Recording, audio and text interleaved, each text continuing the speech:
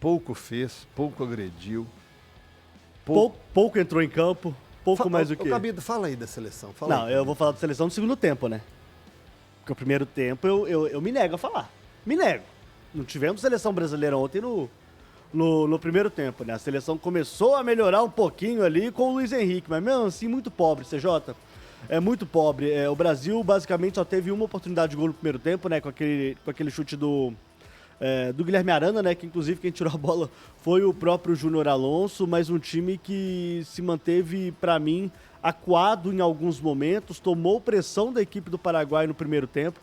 Teve muita dificuldade na saída de bola, o trio ofensivo basicamente não funcionou, o meio-campo apático em alguns momentos, inclusive temos que falar também um pouco da baixa qualidade do futebol do Paquetá em alguns momentos, tá? Eu acho que o Paquetá e Vinícius Júnior precisam falar um pouco mais a que servem na seleção brasileira, e no segundo tempo, com o Paraguai um pouco mais recuado, CJ, o Brasil foi pra cima, teve algumas oportunidades, teve algumas jogadas basicamente individuais, porque o coletivo não existe, deu alguns sustos no goleiro Gatito, mas foi um futebol extremamente pobre, CJ, extremamente pobre, preocupante. A gente não vê evolução da Copa América para cá. Lembrando que essa mesma seleção brasileira bateu essa mesma seleção paraguaia na Copa América por 4-1, inclusive, e não conseguiu replicar isso no Defensores del Chaco. Individualmente o Brasil não existiu e coletivamente menos ainda, CJ. Ô, Gris, quando eu olho aqui os últimos 5 jogos, 4 derrotas, isso nas eliminatórias sul-americanas, 4 derrotas e 1 vitória.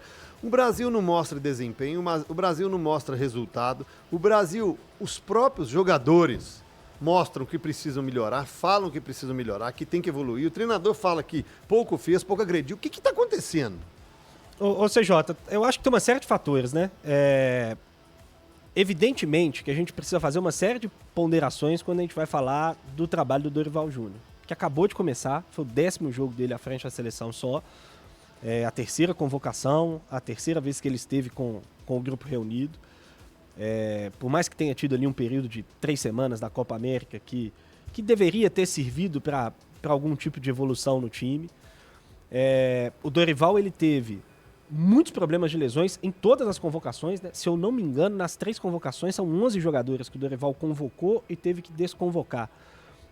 Quase 20% dos jogadores que ele convocou, 15% talvez, dos jogadores que ele convocou, ele acabou não tendo à disposição, teve que fazer substituições e tudo mais.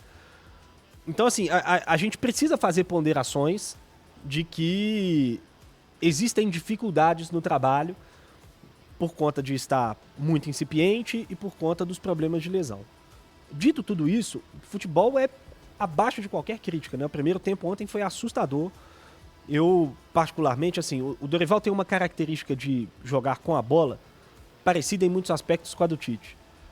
De ter um ataque muito posicional, de esticar o campo, né, com 2 jogadores muito próximos das linhas laterais e tentar envolver o adversário a partir disso. E eu gosto particularmente de ataques mais posicionais assim, eu não tenho problema nenhum com isso. Tem muita gente que fica criticando ataque posicional como se fosse ruim e tudo mais, mas eu não acho que seja esse o problema.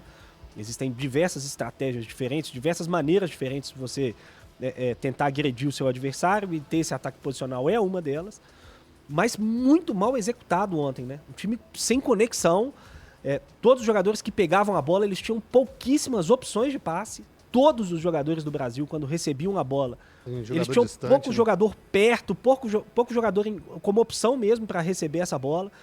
Então se torna um time extremamente previsível e numa expectativa de que os jogadores resolvam tudo em uma jogada, né? E o grande problema de quando você começa a ter problemas coletivos tão graves é porque isso começa a respingar de uma forma muito perigosa na individualidade. Eu já começo a ver ontem um movimento, por exemplo, de críticas muito, muito fortes ao Vinícius Júnior. Vinícius Júnior muito provavelmente vai ser eleito o melhor jogador do mundo.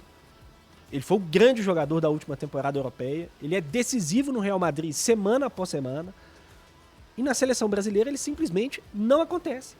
E não é que ele não acontece porque o Vinícius Júnior é ruim, porque ele é jogador de clube, que isso não existe. Por mais que tenham jogadores que de fato performaram muito mais no clube do que na seleção ao longo da carreira. E o contrário também. E o contrário também. Isso não quer dizer que ele não sirva para a seleção brasileira, muito pelo contrário. A gente tem o melhor jogador do mundo à nossa disposição e a gente simplesmente não consegue se aproveitar disso de forma nenhuma. A gente não chega próximo de se aproveitar disso. Todas as bolas que o Vinícius Júnior recebeu ontem no jogo, ele não tinha praticamente nenhuma opção de passe e ele tinha 2, 3 jogadores do Paraguai em cima dele. E aí você achar que um jogador, por melhor que ele seja, vai receber 30 bolas no jogo, marcado por 3 jogadores, sem nenhuma opção boa de passe, e vai resolver Tá 2, 3, 4, não 5, adianta. 10 vezes, não vai ser, Não Jota, vai. por melhor que ele seja. Não vai. Então, assim, o grande problema dessa falta de capacidade coletiva da seleção brasileira, demonstrada ontem mais uma vez, é de que ela começa a respingar no individual. E aí a gente vai voltar para o debate de, será que esse time não é tão bom assim? E ontem eu falei aqui que a gente não tem mais a sobra técnica que a gente já teve em outros momentos. De ter 3, 4, 5, 6 jogadores entre os melhores jogadores do mundo. O Brasil não tem mais. Hoje ele não tem. Mas ainda assim, essa seleção é uma das mais fortes do mundo Tinha que individualmente. performar mais, Gris, pelos A jogadores que performance tem. é muito ruim. Tinha. Muito preocupante. E olha, CJ, vai parecer que é um desespero de querer alarmar muito mais do que de fato merece ser alarmado. Ontem eu brinquei aqui, né? O Dorival anteontem, na entrevista coletiva, ele falou que podiam confiar que o Brasil estaria na próxima Copa, na final da próxima Copa do Mundo.